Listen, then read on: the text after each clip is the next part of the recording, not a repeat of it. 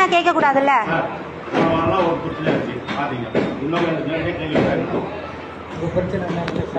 நான் கேள்வியெல்லாம் கேட்கல சார், நான் நியாயத்தை தான் கேட்குறேன். வேற ஒரு சர்வே நம்பர் வேற, பட்டா நம்பர் வேற, ஆனால் அதில் இருக்கிற அளவு இடம் மட்டும் என் இடத்த இழுத்து போடுவாங்கன்னா அப்போ நான் கேள்வி கேட்கணுமா வேணாமா? சம்மந்தம் இல்லைன்ட்டு இவங்க ரிஜிஸ்டர் பண்ண எப்படி சார் அது ரிஜிஸ்டர் பண்ணுவாங்க சார்? நான் வீடியோ எடுக்கிறது எந்த தப்புமே கிடையாது.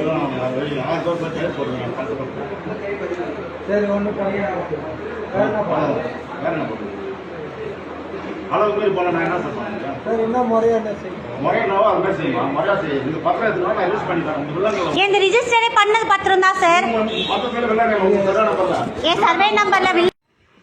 வணக்கங்க, என் பேர் பவித்ரா. திருவண்ணாமலை மாவட்டம் ஆரணி தாலுக் மசூர் கிராமத்தில் வசிக்கிறேன். நேற்று ஒரு வீடியோ ரிஜிஸ்டர் ஆஃபீஸில் ஒரு வீடியோ பதிவிட்டிருப்பேன். அந்த வீடியோ சம்மந்தமாக அதுக்கான விளக்கம் நான் இப்போ கொடுக்கறதுக்காக தான் இந்த வீடியோ பதிவு நான் எடுக்கிறேன். என்னுடைய அப்பா பாலமுருகன், மகாலட்சுமி. எங்கள் மசூர் கிராமத்தில் பூர்வீகம் எல்லாமே எங்களுக்கு மசூர் தான். நாங்கள் சென்னையில் இருந்தோம். இவ்வளோ நாளாக நாங்கள் சென்னையில் இருந்ததுனால பத்திரம்லாம் எங்கள் பேரில் இருக்குது. அதனோட நம்பிக்கையில் நாங்கள் சென்னையில் இருந்தோம். ஆனால் இங்கே இடம் எல்லாமே வேற ஒருத்தவங்க அனுபவிக்கிறது, அனுபவத்தில் அவங்க வச்சுருக்காங்கங்கிறது இங்கே தான் தெரியுது. பத்திரம் எங்கள் பேரில் இருக்குது. ஆனால் அந்த பத்திரத்துக்கான பட்டா வேற ஒருத்தவங்க பேரில் கொடுக்குறாங்க. அந்த பட்டாவை வச்சு 2-3-4 டாக்குமெண்ட்டாக மாற்றுறாங்க. இதை நான் ஆரணி ரிஜிஸ்டர் ஆஃபீஸில் போய் கேட்டால் அதில் இருக்க ரிஜிஸ்டர் சொல்கிறாரு, 2012 வரைக்கும் நாங்கள் யாருமே ஈஸி செக் பண்ணுறது கிடையாது. பட்டா உன் பேரில் இருந்தால் கூட எனக்கு பட்டா தான் நான் பார்ப்பேன், பத்திரம்லாம் நான் பார்க்க மாட்டேன். பட்டா இருந்தாலே போதும், நான் ரிஜிஸ்டர் பண்ணி கொடுத்துருவேன் அப்படிங்கிறாங்க. என்னுடைய பிரச்சனை என்னென்னா, என்னோட சர்வே நம்பருக்கான அளவு இருக்குது. அதே சர்வே நம்பரில் அதே அளவுக்கு வேற ஒரு சர்வே நம்பரும் பட்டா நம்பரும் என்னோட இடத்துக்கான அளவில் அது அவங்களோட இடம்னு சொல்லி நேற்று ஒரு ரிஜிஸ்டர் ஒரு 6 நாளுக்கு முன்னாடி ரிஜிஸ்டர் பண்ணியிருக்காங்க. அந்த ரிஜிஸ்டர் பண்ணவங்க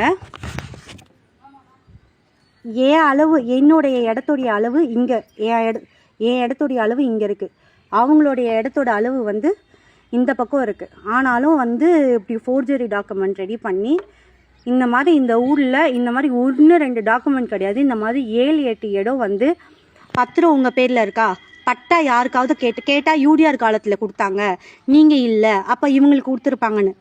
அப்போ யூடிஆர் காலத்து பட்டாவை நீங்கள் ரிஜிஸ்டர் பண்ணும்போது டாக்குமெண்ட் யார் பேரில் இருந்ததுன்னு கூட நாங்கள் பார்க்க மாட்டோம். ரிஜிஸ்டர் ஆஃபீஸில் அலட்சியமாக சொல்கிறாங்க. இன்றைக்கி ஆர்ஐ ஆஃபீஸ்க்கோ தாலுக்கா ஆஃபீஸ்க்கோ ரிஜிஸ்டர் ஆஃபீஸ்க்கோ நாங்கள் அலையணுமா?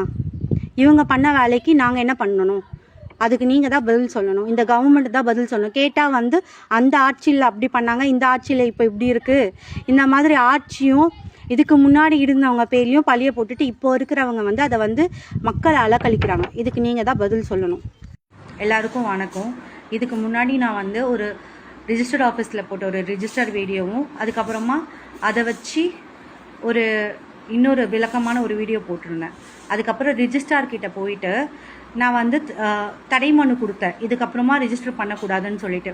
ரிஜிஸ்டார் என்ன சொன்னார்னா, நான் ஃபஸ்ட்டு போட்ட இன்ஸ்டாகிராம் ரீல் எல்லாமே டெலீட் பண்ணணுமா, அப்படி டெலீட் பண்ணனா என் மேலே சைபர் க்ரைமில் கம்ப்ளைண்ட் கொடுப்பாராம். அது மட்டும் இல்லாமல் என்னால் அவருக்கு மன உளைச்சல் ஆகுது அப்படின்னு சொல்லி என் மேலே கம்ப்ளைண்ட் கொடுப்பேன்னு சொல்லி என்னை மிரட்டுறாங்க. அது மட்டும் இல்லாமல் நான் ஒரே விஷயம் கேட்குறேன், அது வேறு சர்வே நம்பர், வேறு பட்டா நம்பர், அதுக்கான அளவுக்கு தான் அவங்க ரிஜிஸ்டர் பண்ணியிருக்காங்கன்னு சொல்கிறாங்கல்ல, அந்த ரிஜிஸ்டர்ட் டாக்குமெண்ட்டில் காலி இடம்னு இருக்குது, ஓகேங்களா? ஆனால் இப்போது நீங்கள் போய் பார்த்தீங்கன்னா அந்த இடத்துல வீடு இருக்குது. எப்படி 6 நாளில் ரிஜிஸ்டர் பண்ணிவிட்டு 23ஆம் தேதி ரிஜிஸ்டர் பண்ணியிருக்காங்க, அதுக்குள்ளேயே அந்த இடத்துல வீடு கட்ட முடியுமா? இதுக்கு இந்த தமிழ்நாடு கவர்மெண்ட்டும் இப்போ என்னை மிரட்டுறாங்கல்ல, இந்த இன்ஸ்டாகிராம் ரீலை டெலீட் பண்ணணும், இல்லைன்னா சைபர் க்ரைமில் கம்ப்ளைண்ட் கொடுப்போன்னு. நான் எந்த ஃபோர்ஜரியாகவும் எந்த ஃபேக்காகவும் எந்த ஒரு ஆதாரமும் இல்லாமல் எந்த ஒரு பதிவையும் நான் பண்ணலை, ஓகேங்களா? அந்த இடத்துல அந்த ரிஜிஸ்ட்ரேஷன் டாக்குமெண்ட்டில் என்ன இருக்குன்னா, காலி மனையானது, அங்கே வீடு எதுவும் இல்லை அப்படின்னு சொல்லி ரிஜிஸ்டர் பண்ணியிருக்காரு ரிஜிஸ்டார், ஓகேங்களா? ஆனால் அந்த இடத்துல வீடு இருக்குது. இது நான் கேட்க போனால் என்ன சொல்கிறாங்கன்னா, என்னால் மன உளைச்சல் ஆகுது, என் மேலே சைபர் க்ரைமில் கம்ப்ளைண்ட் கொடுப்பாங்களாம். ஒரு பொதுமக்கள் ஒரு பொதுப்படையான ஒரு விஷயத்தை அவங்க படுற கஷ்டத்தையும், ஓகேங்களா, இது வந்து நம்ம வந்து அதை சொல்கிறதுல வந்து ஏதாவது தப்பு இருக்கா? ஏன்னா எவ்வளோ அதிகாரி கிட்ட போய் கேட்டாலும் நீ போய் இதை வாங்கிட்டு வா, நீ போயிட்டு ஆர்ஐ கிட்ட கேளு, நீ போய் தாசில்தார் கிட்ட கேளு, அந்த மாதிரி சொல்லி என்னை அலக்கழிக்கிறாங்க. என்னால் இதுக்கு மேலே அலையிறதுக்கு எனக்கு திராணி கிடையாது, எனக்கு செலவு பண்ணுறதுக்கு என்கிட்ட கையில் காசும் கிடையாது, இதுக்கு மேலே என்னால் எதுவுமே பண்ணுறதுக்கு எனக்கு கிடையாது. அதுக்காக தான் இந்த சோஷியல் மீடியாவில் ரீல்ஸ் எல்லாம் போடலை. இது உண்மையான என்னோட வழியை நான் வந்து பகிர்றேன். ஓகேங்களா? இன்னைக்கு என்னுடைய குழந்தையோட படிப்பு இன்னைக்கு கேள்விக்குறியாக நிற்குது. இன்னைக்கு எங்களோட இடம் இப்படி ஒரு இடமும் இப்படி ஒரு சிக்கலில் இருக்குது. இதுக்கெல்லாம் யார் காரணம்? அந்த அதிகாரி வந்து ஆர்ஐ ஆஃபீஸில் போய் கேட்டால் ஆர்ஐ என்ன சொல்கிறாங்க, இதுக்கு முன்னாடி இருந்தவங்க பண்ணிட்டு போனாங்கன்னா அவங்கள கேளுங்க, அவங்க மேலே கேஸ் போடுங்க, என்னையே கேட்குறீங்க அப்படின்னு சொல்கிறாங்க. தாலுகா ஆஃபீஸில் போய் கேட்டால் தாசில்தார் என்ன சொல்கிறாரு, நீ இவ்வளோ நாள் இல்லாமல் வந்துட்டு இப்போ கேட்டிங்கன்னா நாங்கள் என்ன பண்ண முடியும்னு கேட்குறாங்க. இப்படி ஒரு துறையிலையும் ஒருத்தவங்களும் என்னை வந்து அலக்கழிக்கிறாங்கன்னா நாங்கள் என்ன பண்ண முடியும் சொல்லுங்கள்? நான் ரிஜிஸ்டார் வந்து எப்படிங்க காலி இடம்னு போட்டு ரிஜிஸ்டர் பண்ணீங்க டாக்குமெண்ட்டில், அந்த இடத்துல வீடு இருக்குது அப்படின்னு சொன்னால் அதை அவங்க ஒத்துக்க மாட்டேங்கிறாங்க. நீ வந்து நான் வந்து அவரை வந்து அலக்கழிக்கிறேன்னா என் மேலே சைபர் கிரைமில் கம்ப்ளைண்ட் கொடுப்பாங்களா? நான் போனாலே இன்ஸ்டாகிராம் ரீலில் வந்து நான் டெலீட் பண்ணணும்னாங்க. இது எந்த விதத்தில் நியாயம்? ஒரு பொதுமக்களுக்கு இந்த நாட்டில் வந்து தவறாக எதுவுமே பேசலை, நடக்கிற உண்மையை சொல்கிறேன். இந்த திருவண்ணாமலை மாவட்டம் ஆரணி வட்டம் மசூர் கிராமத்தில், குறிப்பாக மசூர் கிராமத்தில் நடக்கிற இந்த பிரச்சனையே இதுதான்.